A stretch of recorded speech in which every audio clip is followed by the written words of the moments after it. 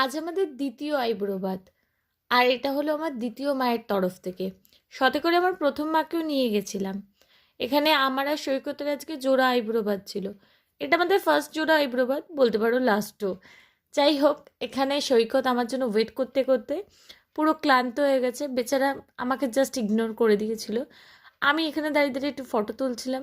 এবার বলি আমি কেন বললাম দ্বিতীয় মা, কারণ আমার দিদি আমার জীবনে দিদি কম, মা শাশুড়ি এসবের রোলই পালন করেছে। মায়ের রোল তো ছোট থেকে পালন করেই এসছে, একটু বড় হওয়ার পথে দেখলাম ও মা দেখি শাশুড়িদের মতো ব্যবহার করে।